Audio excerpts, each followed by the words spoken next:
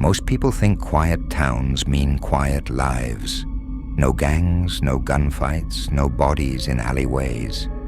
Just slow days, friendly neighbors, and the kind of problems you can solve with a warning and a handshake. And most days, they're right. But every now and again, something comes along that doesn't fit. Something you can't write up in a report. Something that doesn't want to be understood. I've worn the badge for over a decade, and I've only seen it once. But once was enough.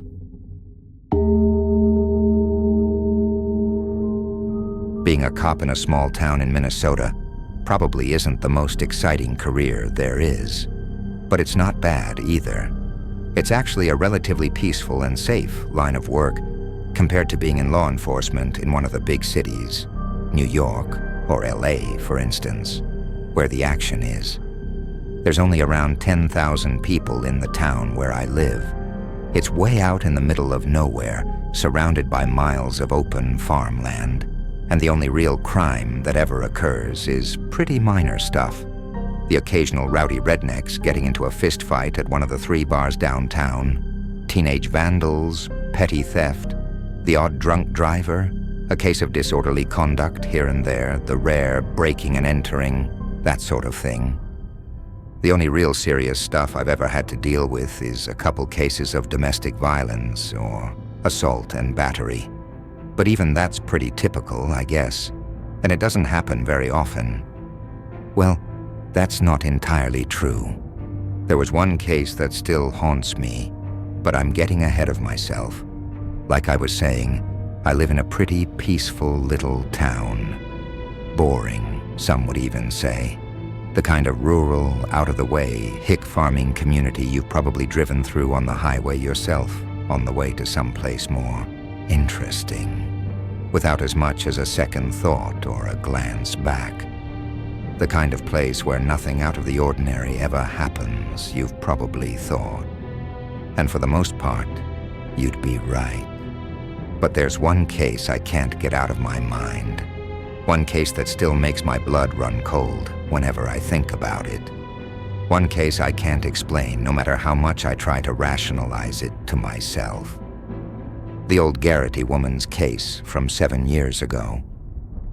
I'd been a police officer for 5 years when it happened in the early spring of 14. There were only 5 cops on the entire town police force.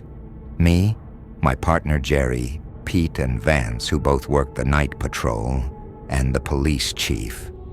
Plus Karen, an older woman who was a retired librarian and worked part-time as the dispatcher. The police department was located in the town municipal building and consisted of 2 offices, one for the chief and one for the rest of us to share, and 3 jail cells in the rear. They were never all occupied at the same time. It was an overcast, rainy afternoon in late March or early April. Me and Jerry were in our cruiser on a routine patrol around town when Karen's voice came over the radio, telling us there was a possible 1082 in progress at the Garity house on Turner Road.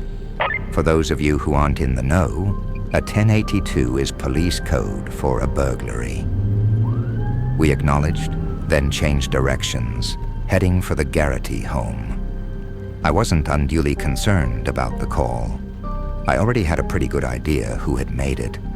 Eileen Garity was an elderly widow who lived in a rundown farmhouse on the outskirts of town. She was probably around 65 or 70 years old and had lived alone since her husband had died of a stroke 3 years before. They had 2 adult children, but they both lived out of town and never visited her. Since her husband's death, she had developed something of a reputation for being eccentric, to put it nicely, or crazy, to put it not so nicely. She was a shut-in who rarely left her home and had her groceries delivered once a week. Basically, a crazy cat lady, minus the cats. The reason she was considered crazy was because she had become pretty flaky and paranoid since being widowed and had called the police department on multiple occasions for everything from hearing intruders moving around in her attic to to seeing UFOs in her cornfield. There were probably at least a dozen others, too. All her calls turned out to be false alarms, of course. The burglars she claimed were hiding in her attic turned out to be a pair of raccoons that had slipped in under the roof, and the UFOs were probably just jets flying overhead from the National Guard base 50 miles west. Me, Jerry, Pete, and Vance had all visited her home before during our respective shifts. We never got frustrated with her or gave her a hard time. We usually indulged her, inspecting her house and property to calm her nerves. She'd relax, thank us, we'd leave, and the process would repeat itself in a couple weeks or a couple months. Honestly, our infrequent trips to her house were probably the only real highlight of what was a rather dull and unexciting job.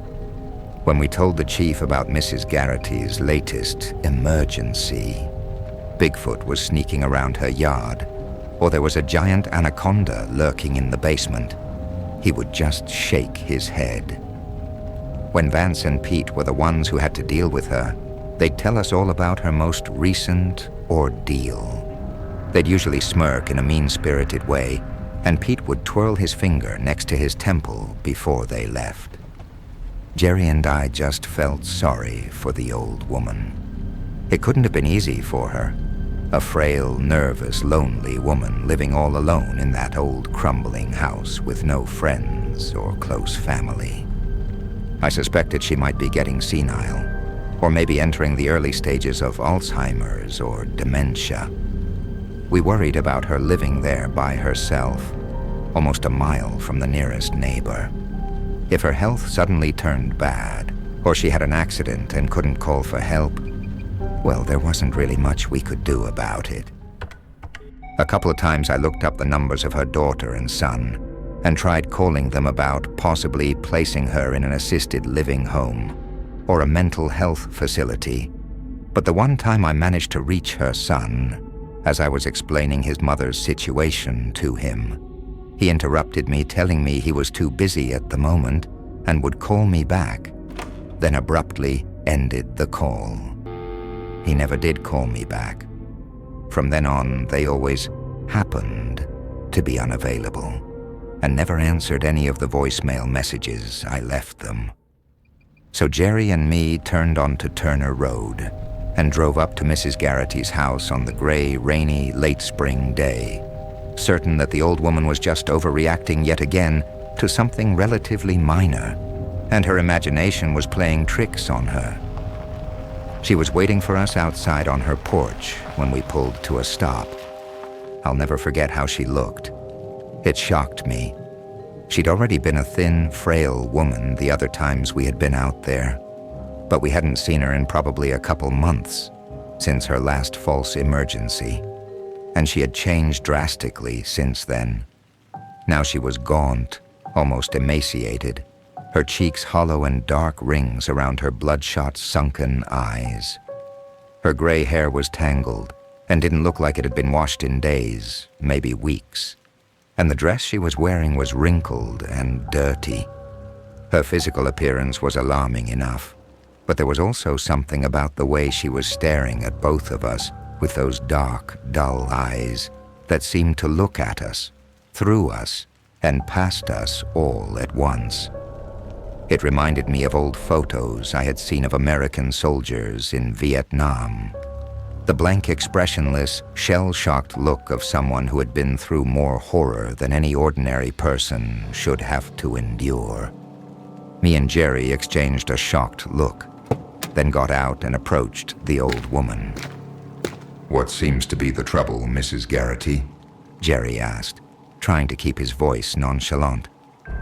"There's something in my house," she told us in a flat, toneless voice. She was shaking slightly, a woman on the verge of total physical and mental exhaustion. The way she phrased it, not someone but something, made me raise my eyebrow. "Well, you just wait here and we'll go have a look and make sure it's safe," I told her, trying not to sound too patronizing. I looked to Jerry and nodded. We drew our pistols and stepped past Mrs. Garity, cautiously entering the house. We did a routine sweep of the first floor, guns leveled, then headed upstairs. It only took about 5 minutes to check out the house.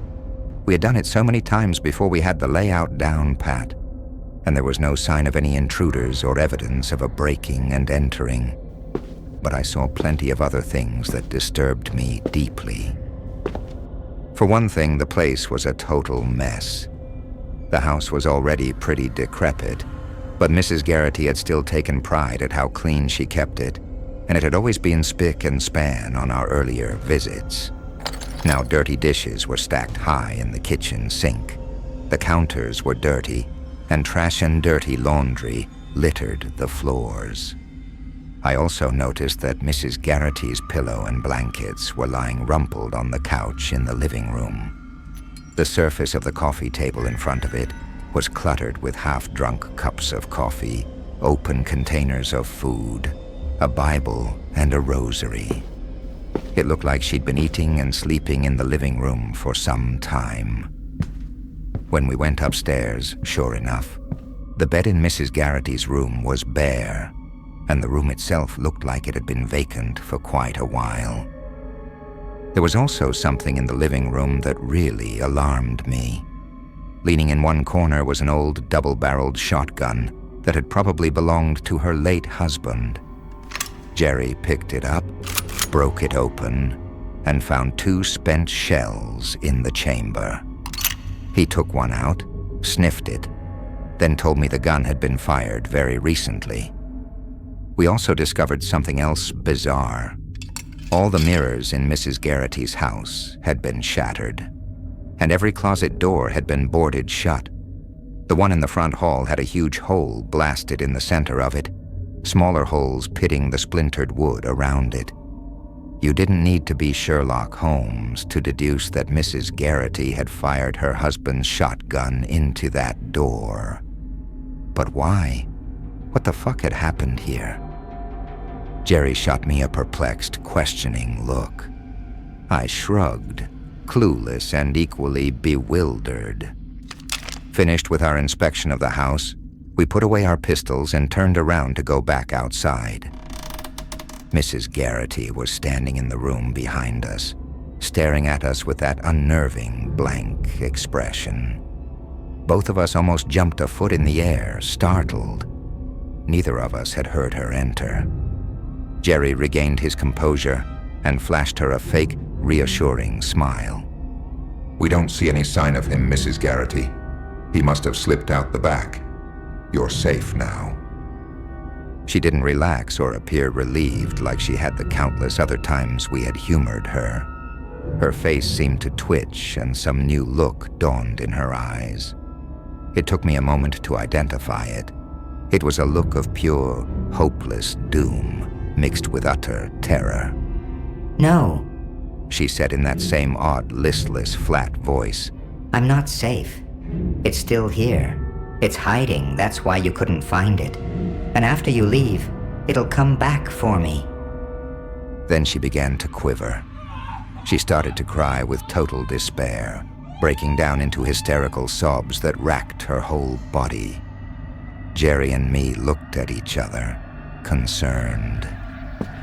We went to the old woman and comforted her as best as we could, guiding her over to her couch and sitting her down with us on either side of her, coaxing her gently back to a state of calm. After she had herself back under control, we asked her to explain what had happened. She was quiet for a few moments, gathering her thoughts. Then she began to speak. As we listened to her story, my body temperature seemed to gradually drop, and I felt a chill through my body. Several times I made eye contact with Jerry, and his expression was a mirror of my own, disbelief and fear. It started about a month ago. She began. That's when I first heard the scratching at my closet door. A soft, slow, steady scratching that seemed to come from inside her bedroom closet at night.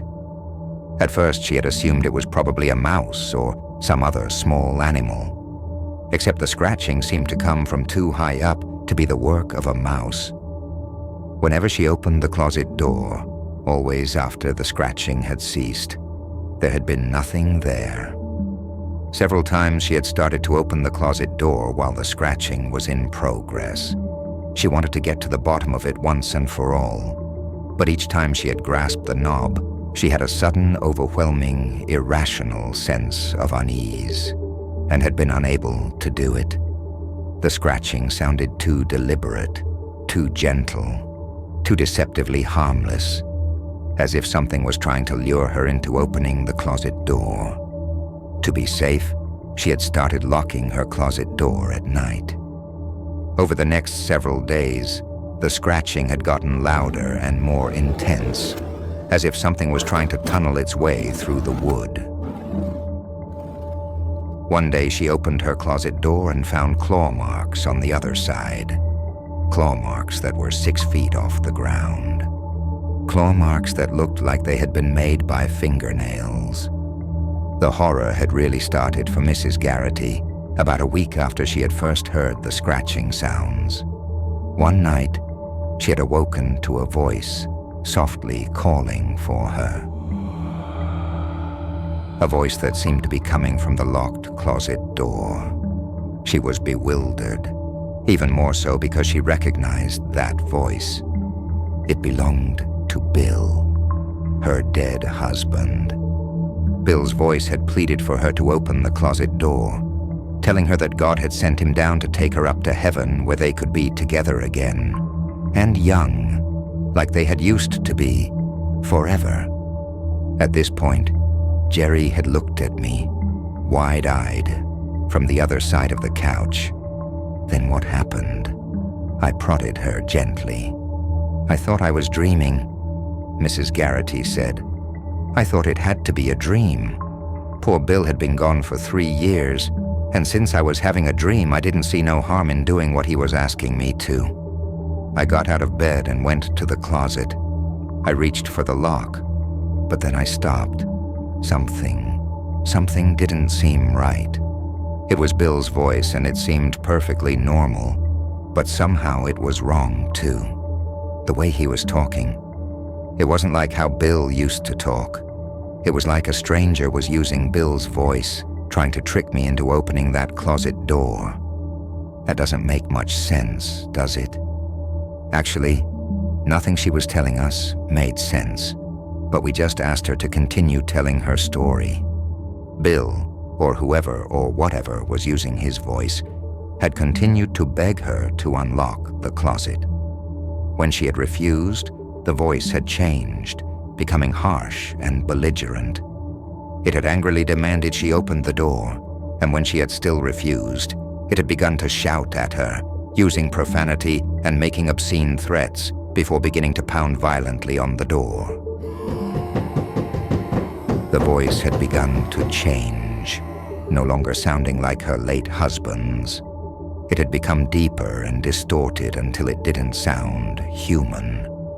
In terror, she had fled her bedroom and spent the night on the couch downstairs.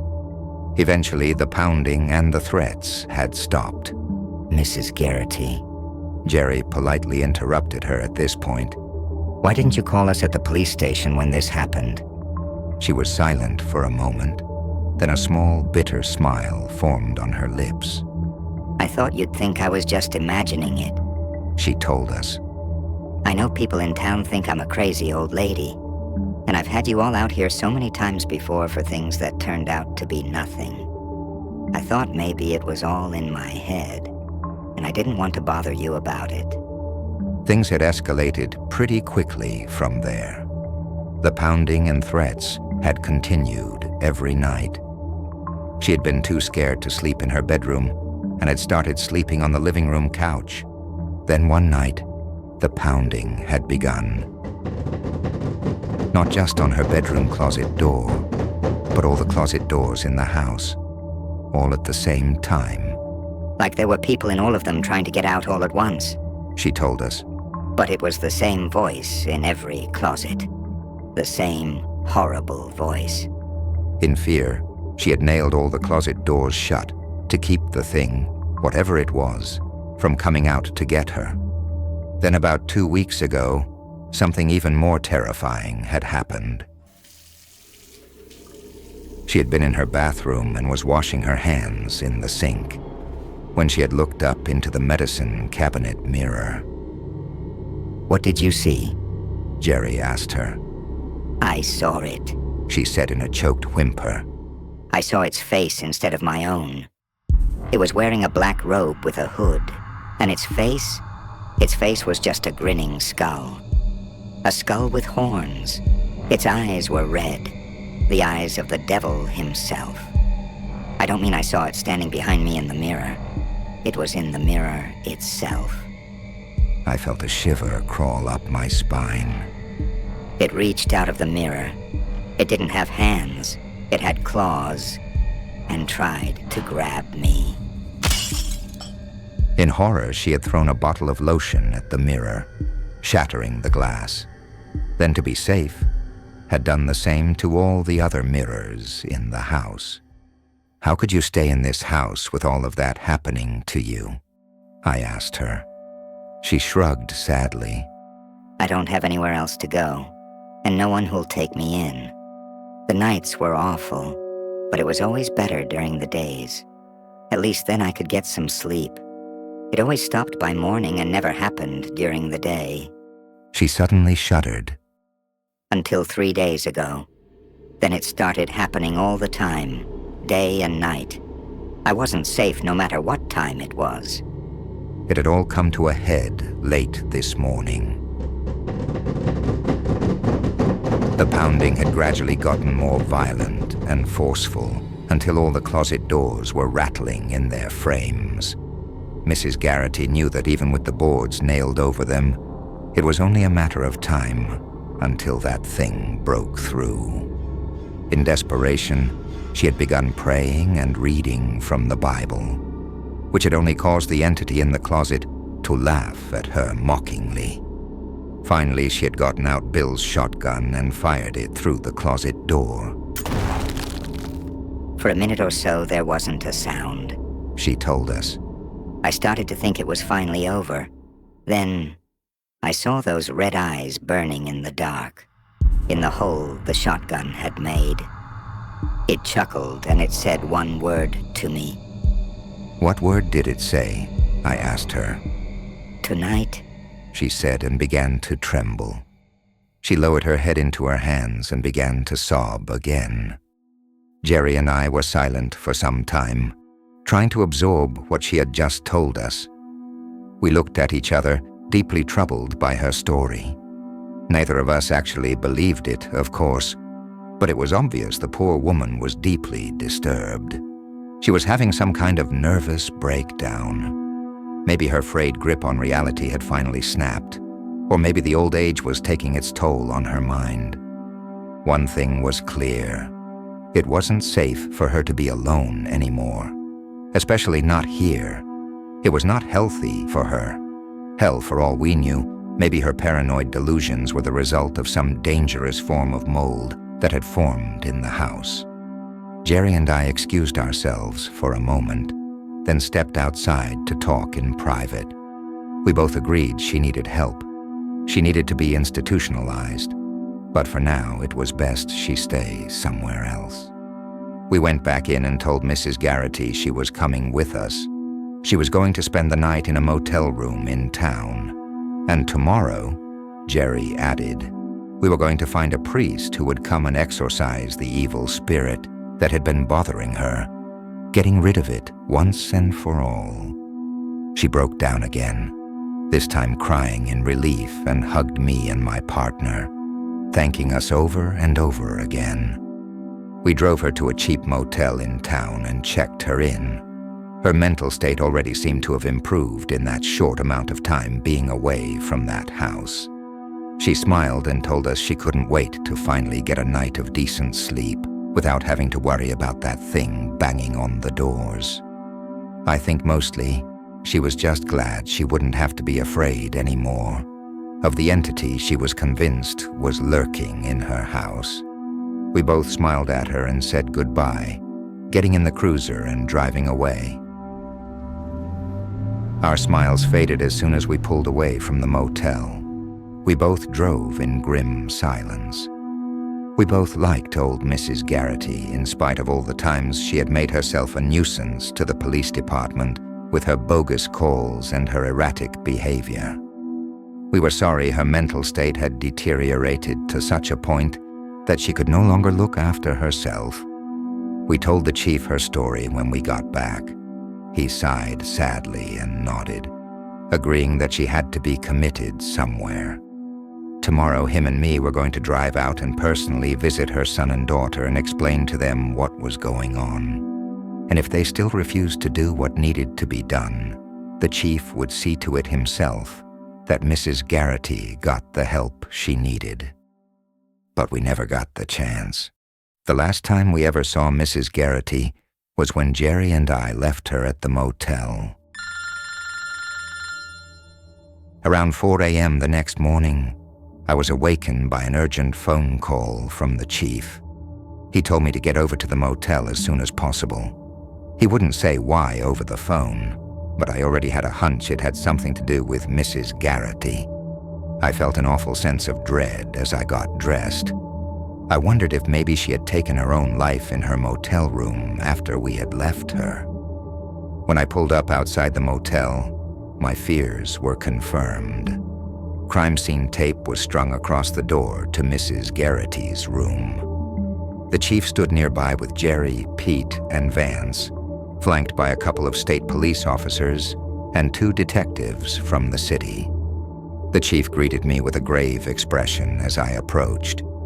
Mrs. Garity's gone, he said. For a moment, I thought he meant she was dead. The look on my face must have given me away, because he quickly clarified she was literally gone. I stared at him, confused. There was something in his eyes I'd never seen before, something that sent a cold ripple through my chest. The chief was scared. He admitted he didn't know what to make of it. People in the neighboring rooms had heard blood-curdling screams and the sounds of violence coming from Mrs. Garity's room around 2 a.m. Then, silence. They'd called the department. Pete and Vance were the first on the scene.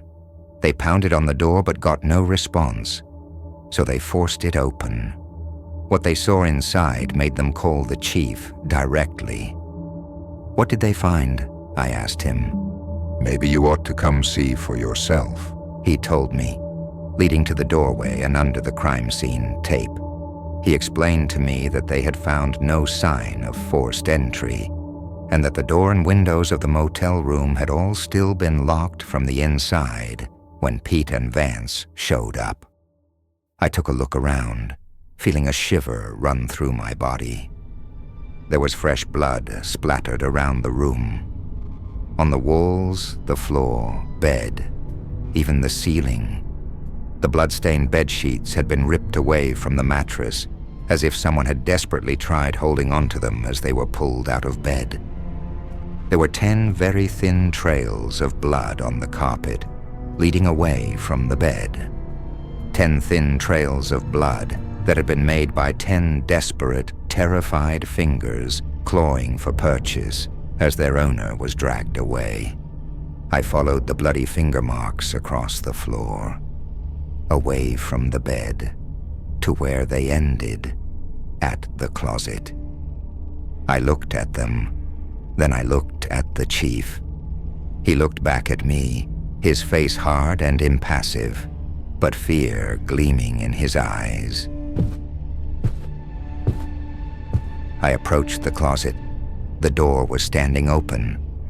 I stood there, looking in for some time. The closet was empty, completely empty. There wasn't even blood on the floor. And sadly, they never did find Mrs. Garity.